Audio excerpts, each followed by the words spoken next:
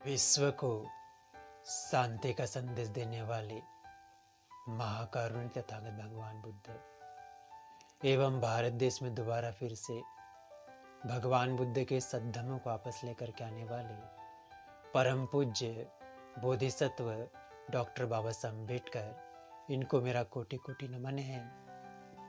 और आप सभी श्रद्धावंत उपासक एवं उपासिकाओं को नमो बुद्धाय, मैत्री पुंजय में। आज हम धम्मपद में देखेंगे, एक समय श्रावस्ती में एक अग्गिदत्त नामक व्यक्ति रहा करता था, जो सभी को एक ही सजेशन देता था, बताता था कि अपने दुखों का अंत करने के लिए पर्वतों की शरण में जाओ, बगीचों की शरण में जाओ, वनों की शरण में जाओ। ऐसा करके लोगों को बताता था और बहुत सारे अपने शिष्य बना लिए थे। इसी प्रकार से रख रख के जब भगवान बुद्ध के इस बारे में पता चला तो उन्होंने कहा, अपने शिष्य अरहंत मोगलायन भंते से कहा कि आप जाओ, अग्गिदत्त को धम्मोपदेश दो, धम्म के मार्ग में लेकर के आओ, फिर हम लोग भी वहां पे आएंगे करके। तो मोगलायन भंते निकले। उनके जाते तक शाम हो गई तो अग्गिदत्त को कहने लगे, मुझे आपके यहाँ पे रहने का जगह चाहिए। तो कहते हैं कि एक जो कुटी है वहां पे जा करके रहो करके। अब रहने के लिए गए तो वहां पे एक नागराज रहा करता था। मोगलायन भंते को देख करके, उनके सील सदाचार को देख करके नागराज जो है मोगलायन भंते की सारी रात सेवा करने लगा, छत्र बन के रहने लगा उनके साथ में। तो अग्गिदत्त को ये आशंका थी और उसके शिष्य को भी आशंका थी कि नागराज जो है कहीं मोगलायन भंते को मार ना दे। ऐसी आशंका थी, इसलिए सभी सुबह सुबह देखने के लिए आए। तो क्या देखते हैं कि मोगलायन भंते बड़े शांतचित्त होकर के बैठे हुए हैं और जो नागराज है उनकी सेवा में लगा हुआ है, छत्र बन के बैठा हुआ है, सेवा में लगा हुआ है। ये देख करके सारे बड़े चकित हुए और उसको वंदन करने लगे। उसी समय भगवान बुद्ध भी वहां पे आ गए। तो मोगलायन भंते अपने आसन से उठ करके भगवान बुद्ध को ऊंचा आसन देकर उनके बैठाए और उनको 3 बार अभिवादन किया।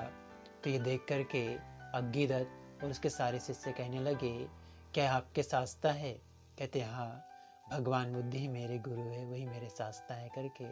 तो कहने लगे, जब आपका इतना तेज है, जब आपका इतना प्रभाव है, आपके इतने गुण है, तो स्वयं भगवान बुद्ध के कितने गुण रहे होंगे।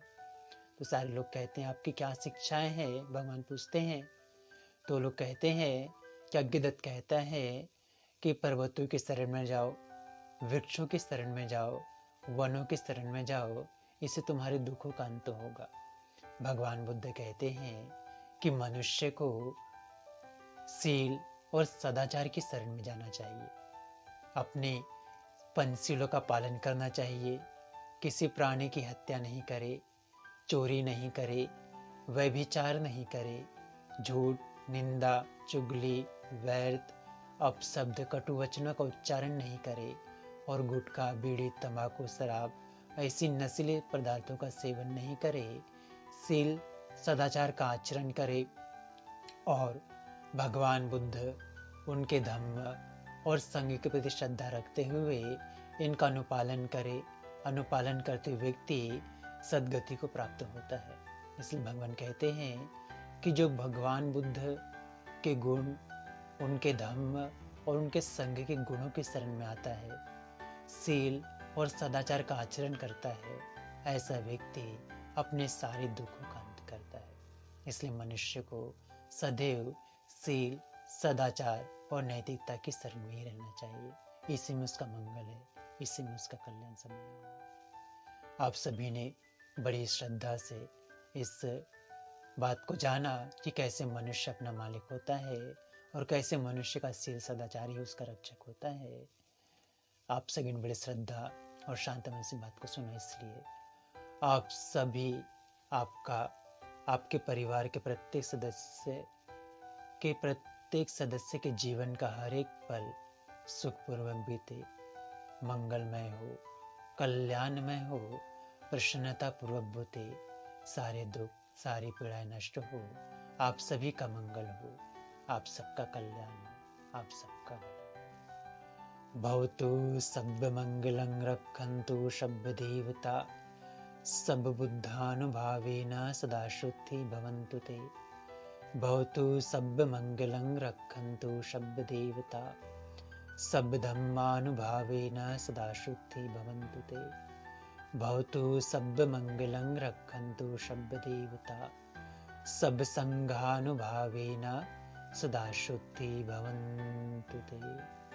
साधु साधु साधु।